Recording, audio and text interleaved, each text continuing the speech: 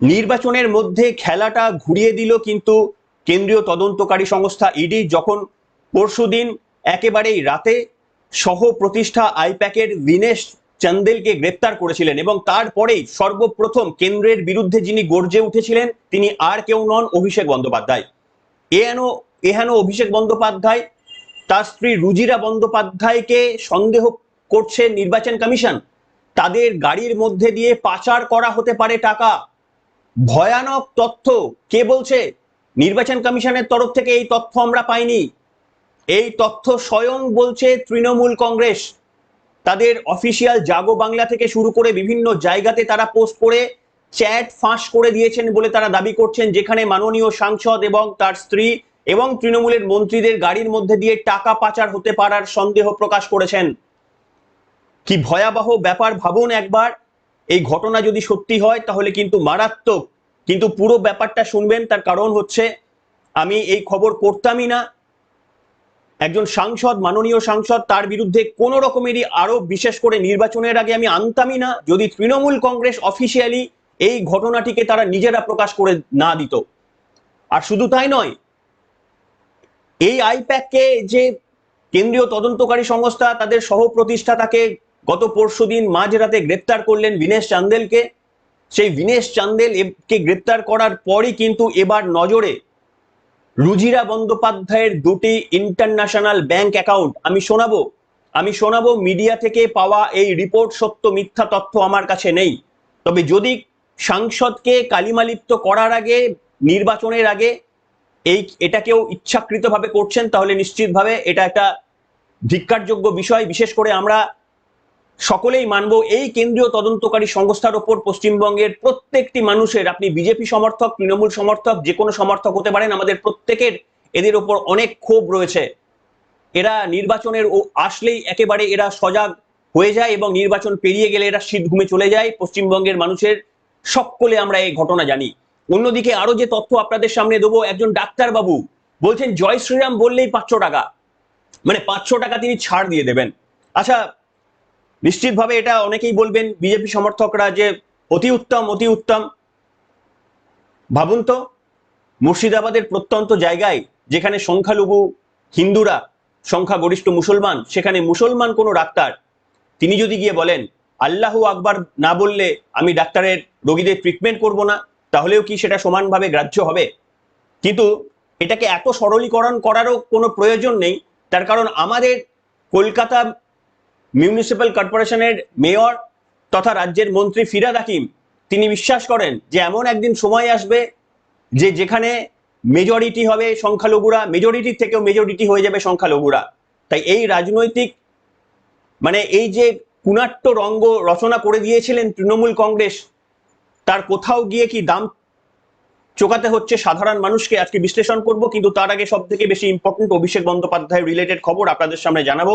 একটাই নিবেদন আপনাদের সামনে, যে এই পরিশ্রমের মূল্য আপনাদের কোনো টাকার মাধ্যমে পেমেন্ট করার প্রয়োজন নেই। এই পরিশ্রমের মূল্য যারা করছেন তাদের অসংখ্য ধন্যবাদ। যারা ইউটিউব থেকে কিংবা ফেসবুক থেকে সাহায্য করছেন তাদেরকে অসংখ্য ধন্যবাদ। সেটা পরিমাণের তুলনায় অত্যন্ত কম, অত্যন্ত অত্যন্ত কম হলেও সেটা আশীর্বাদ স্বরূপ। কিন্তু একটু সাবস্ক্রাইবের বাটনটা বিনা পয়সায় যদি প্রেস করে দেন তাহলে সেটা আমাদের গ্রোথকে এগিয়ে নিয়ে যেতে সাহায্য করে।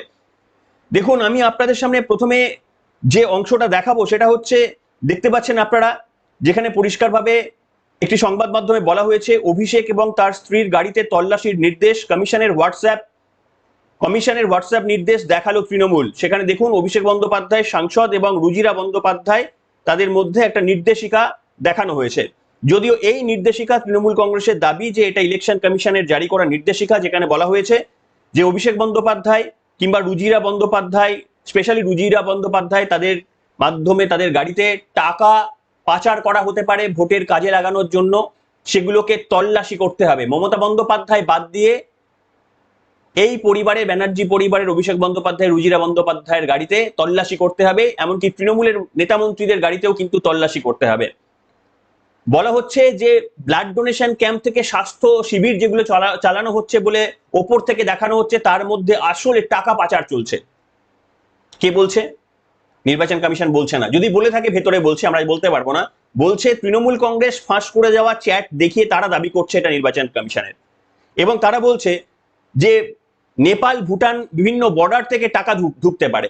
এই রকম একটা পরিস্থিতি অভিষেক বন্দ্যোপাধ্যায়ের দল সেটা এসে ফাঁস করে দিলেন। যদিও যেটা ফাঁস করলেন তার মধ্যে অভিষেকের বানানটা আমি দেখছিলাম একটা জায়গায় লেখা রয়েছে AVIACK, আর একটা জায়গায় লেখা রয়েছে যে ABHISHEK, একই এতে দুটি জায়গায় লেখা রয়েছে। তাই এটা আদৌ নির্বাচন কমিশনের কোনো গাইডলাইন কিনা আমরা জানি না। এবং এখানে অভিষেক শুধু শব্দটি নামটি ব্যবহার করা হয়েছে, অভিষেক বন্দ্যোপাধ্যায়ের নাম ব্যবহার করা হয়নি, রুজিরা বন্দ্যোপাধ্যায় বা রুজিরা ম্যাডামের নামও ইউজ করা হয়নি। কিন্তু যেহেতু তৃণমূল কংগ্রেস উপযাজিত হয়ে তারা নিজেরা এইগুলো তাদের জাগো বাংলা থেকে শুরু করে বিভিন্ন পোর্টালে তারা নিজেরা দিচ্ছেন, তাই তাদের দেওয়া তথ্যগুলো থেকেই সংগ্রহ করে আপনাদের সামনে বলছি। তার কারণ নির্বাচনে কোনো সাংসদের মানহানি করার উদ্দেশ্য, অভিপ্রায়, রুচি আমাদের কোনোটাই নেই। এই খবর যদি তারা সামনে না আসতেন আমরাও আপনাদের সামনে বলার প্রয়োজন বোধ করতাম না। কিন্তু এইখানে আমি আপনাদের সামনে বলবো, আপনারা জানেন অত্যন্ত গুরুত্বপূর্ণ বিষয়ে বিনেশ চান্দিলকে গ্রেপ্তার করা হয়েছে। তাকে 10 দিনের ইডি হেফাজতে থাকার নির্দেশ দেওয়া হয়েছে। আইপ্যাকের তিনি সহ প্রতিষ্ঠাতা ছিলেন, কত 33% না কত পার্সেন্ট তিনি শেয়ার হোল্ডার ছিলেন। কিন্তু এই যে 50 কোটি টাকা হাওলার মাধ্যমে আইপ্যাকে গিয়েছে, বিশেষ করে 13.5 কোটি না কত একটা কোটি টাকা ঋণ বাবদ আইপ্যাকের কাছে গেছে। যে কোম্পানি থেকে সেই ঋণ আইপ্যাক পেয়েছে সেই কোম্পানির কোনো অস্তিত্ব নেই নাকি, এমনটাই প্রাথমিক তদন্তে ইডি জানতে পেরেছে। শুধু তাই নয়, এখানে একটা মারাত্মক খবর আমি যেটা দেখলাম টিভি সম্ভবত নিউজ 18-এর, সেটা বলা হচ্ছে যে রুজিরা বন্দ্যোপাধ্যায়ের দুটি ব্যাংক, ইন্টারন্যাশনাল ব্যাংক অ্যাকাউন্টও নাকি এই রিলেটেড তাদের নজরে রয়েছে। শুনুন, বক্তব্যটা শোনাবো আপনাদের সামনে, খুব ছোট্ট অংশ শোনাবো। In the liquor policy scam, and the second name which has come in is that of Abhishek Banerjee's wife. What the ED sources are saying is that Ruchira Banerjee allegedly holds 2 bank accounts, and this is ED's claim. We'll have to see what is the kind of evidence that they have, because they're naming the family members of an elected member of parliament. But ED, its sources are indicating that currently they are looking at 2 foreign bank accounts which seems are connected to Ruchira Banerjee. শুনলেন, পুরো বক্তব্যটা তো শোনাতে পারবো না, কপিরাইটের issue রয়েছে। জানি না শোনাতে পারলাম কিনা। কপিরাইটের যদি ইস্যু থাকে তাহলে হয়তো অংশটি আমাকে বাদও দিতে হতে পারে। কিন্তু এখানে পরিষ্কারভাবে রুজিরা বন্দ্যোপাধ্যায়ের দুটি ইন্টারন্যাশনাল ব্যাংক অ্যাকাউন্ট নিয়ে কথা বলা হয়েছে। দেখুন, এখানে আমাদের পরিষ্কার বক্তব্য যে সত্যি যদি কেউ দুর্নীতি করে থাকেন তার পর্দাফাঁস হওয়া উচিত। কিন্তু এই নির্বাচন মাফ করবেন, তদন্তকারী সংস্থা যেটা করছে সেটাও কিন্তু সমর্থনযোগ্য নয়। আপনি নিশ্চিতভাবে ভাবতেই পারেন যে আজকে আমরা পরিবর্তন চাইছি, এবং এই পরিবর্তনের জন্য তৃণমূল কংগ্রেস দুর্নীতিগ্রস্ত একটি রাজনৈতিক দল, এত বড় দুর্নীতি রাজনৈতিক দল মানে পশ্চিমবঙ্গ ছেড়ে দিন গোটা ভারতবর্ষে কেউ করেছে কিনা জানি না, সেখানে সরে যাওয়াটা উচিত। কিন্তু প্রশ্ন হচ্ছে তাদেরকে কোনো নির্দিষ্ট প্রমাণ দেখিয়ে না সরাতে পেরে শুধুমাত্র নির্বাচনের আগে প্রত্যেকবার ডাকাডাকি করা, 4 বার 5 বার করে ডাকাডাকি করা, 8 ঘন্টা 9 ঘন্টা ধরে জেরা করা, তারপরে কোনো রকমের এর ফল না জানিয়ে সাধারণ মানুষকে যারা আশায় বুক বাঁধছেন এবার মাথা ধরা পড়বে, এবার দুর্নীতির পর্দা ফাঁস হবে, তাদেরকে কোনো রকমের মানে আশা না দিয়ে ভোট ফুরালেই যেন শীত ঘুমের মধ্যে চলে যাওয়া, আবারও একটি ইলেকশনের অপেক্ষা, তারপরে আবারও এদের জেগে ওঠা। আজকে যে সমস্ত মানুষগুলো একটা দিন এই খবরগুলো পেয়ে আনন্দ পেতেন, আজকে কোথাও গিয়ে তারা বিভ্রান্ত হয়ে পড়েছেন। আজকে স্বয়ং প্রশ্ন করছেন যে কেন্দ্রে যদি বিজেপি না থাকতো তাহলে বলা যেত যে যেহেতু কংগ্রেস কেন্দ্রে রয়েছে তাই অভিষেক বন্দ্যোপাধ্যায় বা তৃণমূল কংগ্রেস ইন্ডি জোটের প্রতিনিধিদের কিছু করতে চাইছেন না। কেন্দ্রে বিজেপি থাকা সত্ত্বেও সাধারণ মানুষ চাইছেন নিস্তার, এই দুর্নীতির থেকে নিস্তার। যদি কেউ চুরি করে থাকেন তার মানে কোনোদিন রাজনৈতিক নেতা তো ছেড়ে দিন, তার স্থান জেলে হওয়া উচিত। সেখানে আমরা দেখলাম অনুব্রত মণ্ডল থেকে বালু মল্লিক থেকে শুরু করে একের পর এক তারা জেল থেকে ফিরে চলে আসলেন প্রমাণের অভাবে। এই তদন্তকারী সংস্থা শুধুমাত্রই কি মনে করেন যে বিজেপি ক্ষমতায় আসলে এটা রাতারাতি একেবারে চেঞ্জ হয়ে যাবে, রাতারাতি এদের এফিসিয়েন্সি বেড়ে যাবে? যাই হোক, আমি এখানে আপনাদের মন্তব্য লিখে জানাবেন। আমি এখানে আপনাদের সামনে দেখাবো রাহুল গান্ধী প্রচারে এসেছেন। রাহুল গান্ধী প্রচার করতে এসেছেন এবং প্রচার করার জন্য তিনি কোন কোন জায়গা বেছে নিলেন? নদিয়া না, কলকাতা না, তাহলে কোথায় বাঁচলেন? সংখ্যালঘু অধ্যুষিত মালদা, মুর্শিদাবাদ, উত্তর দিনাজপুর, এই জায়গাগুলো তিনি সভা করেছেন বা করবেন। কিন্তু এবারে একটি পরিবর্তন লক্ষ্য করা গেল। এই প্রথমবার বাংলার মাটিতে দাঁড়িয়ে তারা পরিষ্কারভাবে তৃণমূল কংগ্রেস তথা মমতা বন্দ্যোপাধ্যায়ের রাজনৈতিক দলকে কার্যত চুরি দুর্নীতি করেছেন বলে স্বীকার করে নিলেন। এরপরে কি ইন্ডি জোট থেকে আইদার নিজেরা বেরিয়ে আসবেন কিংবা তৃণমূলকে বার করতে পারবেন রাহুল গান্ধীরা? দুমুখ নীতি নিয়ে যারা চলেন, কি বলেছেন রাহুল গান্ধী, একটা ছোট্ট অংশ শোনানোর চেষ্টা করব, খুব একটা ছোট্ট না, একটু হয়তো 1 মিনিটের হবে, শুনুন। भाइयों और बहनों, Saradha chit fund scam, 17 lakh investors का पैसा, 1900 करोड़ रुपए उनको वापस नहीं दिया। Rose Valley chit fund scam, 31 lakh investors का पैसा लिया, 6600 करोड़ रुपए अभी तक वापस नहीं दिए। Coal smuggling scam, illegal mining, transport, गुंडा टैक्स कलेक्शन होता है यहां पे ट्रांसपोर्टर्स और परचेजर से, और यहां पे बंगाल की जनता का फायदा नहीं होता है। यहां पे सिर्फ तृणमूल कांग्रेस का जो सिंडिकेट है उसको ये 24 घंटा पैसा देते रहते हैं।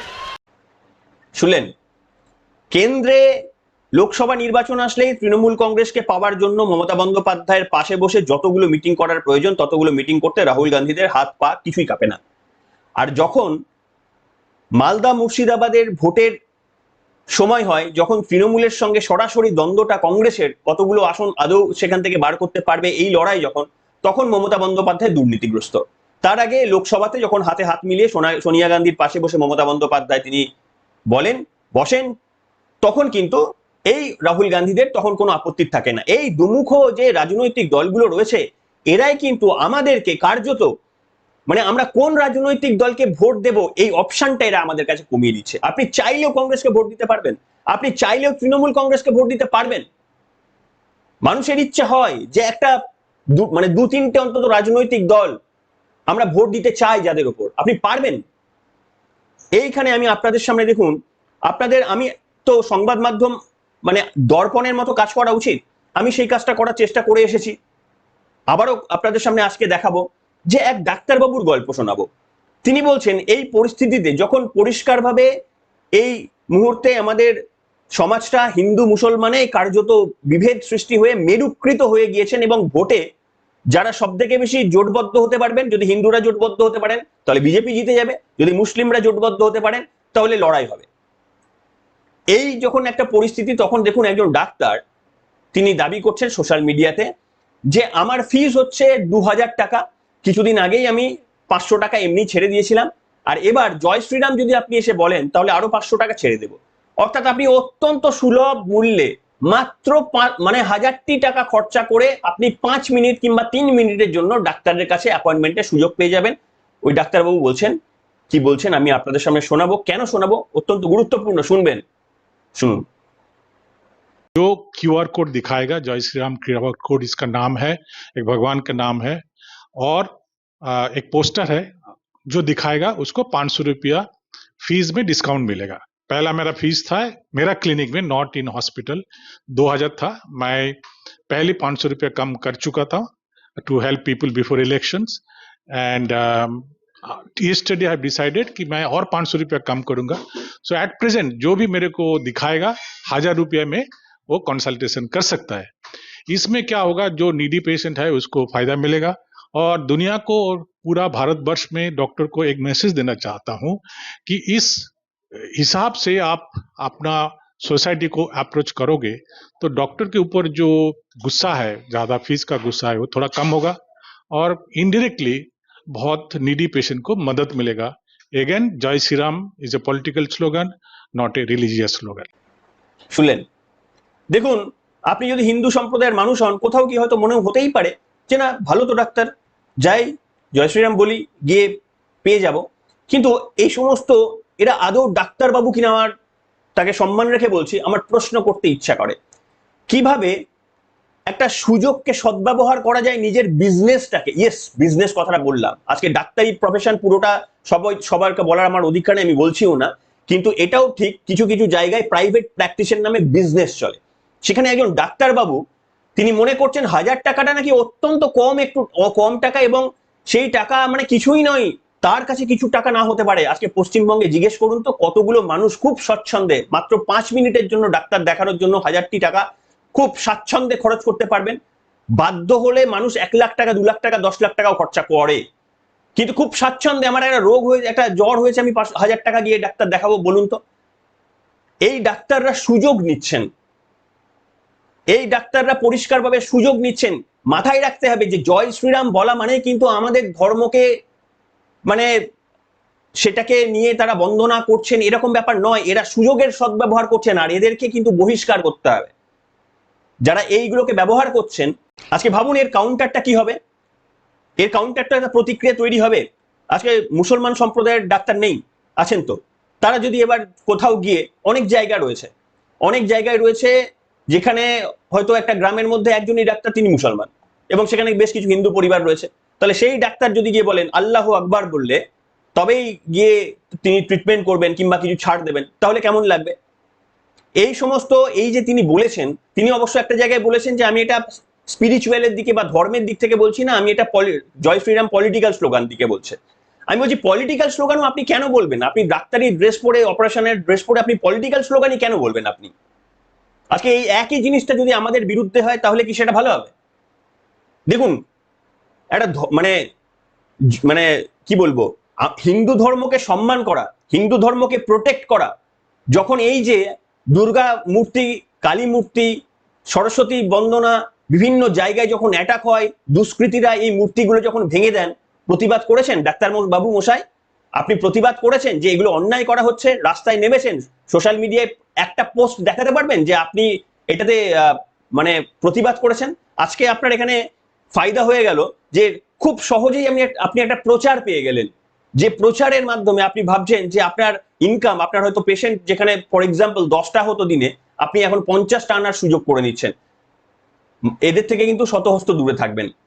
এরা কিন্তু কোনো ধর্ম নয়, এরা শুধুমাত্র নিজেদের স্বার্থের জন্য এই কাজগুলো করছেন। যদি সহমত হন লিখবেন, তার কারণ মানে আপনাদের ধর্মেও রয়েছে, আমাদের ধর্মেও রয়েছে, এরকম মানুষ রয়েছে যারা ধর্মকে ব্যবহার করে এই কাজগুলো করছেন। এবং আমি বলবো রাজনৈতিক দলগুলোকে, বিশেষ করে বিজেপি, যেহেতু জয় শ্রীরাম বলছেন বিজেপির ধ্বনি, তাই বিজেপিকে বলবো যে এদের একদম মানে পাত্তা দেওয়ার কিছু নেই, এরা বর্জনীয়। যারা বলেন যে জয় শ্রীরাম বলে 500 টাকা ছাড়, কেন একজন মানে নন হিন্দু ব্যক্তি তিনি আপনার কাছ থেকে জয় শ্রীরাম বলছেন না বলে 500 টাকা দিয়ে বেশি দেখাবেন? এটার জন্য তো আপনার বিরুদ্ধে আইনি ব্যবস্থা নেওয়া উচিত আমার মনে হয়। আপনি তো ডিসক্রিমিনেশন করছেন। আপনি যে শপথ নিয়ে আপনি ডাক্তারি পড়েছেন সেটারই তো আপনি মান্যতা দিলেন না, সেটাই তো আপনি মানে ভায়োলেট করলেন। দেখুন আমরা একটা জিনিস বুঝি যে ভালোকে ভালো বলতে জানি, খারাপকে খারাপ বলতে জানি। আজকে এই যে তৃণমূল কংগ্রেস এই যে নোংরা চুরি দুর্নীতি করে একেবারে গোটা রাজ্যটাকে কার্যত শেষেরও শেষে পৌঁছে দিলেন, আজকে যদি এই একই কাজটা সিপিএম করে, তাহলে আমি সিপিএম এর সমর্থক যদি হই তাহলে আমি বলবো না এটা ভালো। একই কাজটা যদি পরিবর্তন হওয়ার পর যদি বিজেপি এই একই কাজটা, মমতা বন্দ্যোপাধ্যায়ের চেয়ারে বসে আজকে যদি বিজেপির কোনো মুখ্যমন্ত্রী এই একই কাজই করেন, তাহলে আমাদের বলতে হবে তিনি ভালো করেছেন। আজকে পশ্চিমবঙ্গের এই যে বেকার যুবকরা শুধুমাত্র এই স্লোগান বললেই কি তাদের পেটে ভাত জুটবে? হ্যাঁ, আমরা কি পরিবর্তনের জন্য সমর্থন করতে পারি? এই যে আমাদের আইডিওলজি গুলোকে ভেঙে দেওয়া হচ্ছে, দুর্গা মূর্তি ভাঙা হচ্ছে, তারপরেও মমতা বন্দ্যোপাধ্যায়ের নেতৃত্বে পুলিশ চুপ। স্কুলে স্কুলে সরস্বতী পুজো করতে দেওয়া হলো না, তার জন্য মমতা বন্দ্যোপাধ্যায়ের গভর্নমেন্ট চুপ। এই যে মোথাবাড়িতে এই ধরনের ঘটনার পর হরগোবিন্দ দাস, চন্দন দাসের এইভাবে খুন করে দুষ্কৃতীরা মেরে ফেললেন, তারপরেও কিন্তু আমাদের প্রশাসন, মমতা বন্দ্যোপাধ্যায়ের হাতে থাকা প্রশাসন চুপ। মালদা মুর্শিদাবাদের ওই ঘটনার পর কিভাবে নদী পেরিয়ে উদ্বাস্তু হতে হয়েছে স্বাধীনতার পর পশ্চিমবঙ্গের সংখ্যা লঘিষ্ঠ জায়গা থেকে হিন্দুদের, তার সেই শিক্ষাও আমরা দেখেছি, পরিলক্ষিত করেছি, সেইখানে তারা চুপ। সেই পরিবর্তনের জন্যই আমাদের আজকে আওয়াজ, আজকে আমাদের বক্তব্য। কিন্তু এই ডাক্তারদের সুবিধা করে দেওয়ার জন্য, আমাদের এই পরিবর্তনের জন্য আজকে আমি আপনাদের সামনে গলা ফাটানোর জন্য প্রত্যেকদিন বসি না। তার কারণ এই ডাক্তাররা 10টার জায়গায় 50টা রোগী পাবে শুধুমাত্র জয় শ্রীরাম ধ্বনি দেবেন বলে বর্জন করবেন, এদেরকে বর্জন করবেন। আমাদের শিখতে হবে, তাহলে তো আমরাও কোনোদিন মানে পরিবর্তনের পরেও আস্তে আস্তে তৃণমূলপন্থী হয়ে যাব, মানে তৃণমূলের মতাদর্শেই তো আমরা চলে যাব, তাহলে তো সবাই সুবিধাভোগী হয়ে যাব। সেই জন্য আইনার কাজটা করব আপনাদের মতো করেই। আপনারা আমাকে গাইড করেন, আপনাদের কমেন্ট গুলো পড়ে আমি শিক্ষা পাই। প্রচুর চলার পথে প্রচুর বলতে গিয়ে ভুল হয়েছে, আপনারা রেকটিফাই করে দিয়েছেন।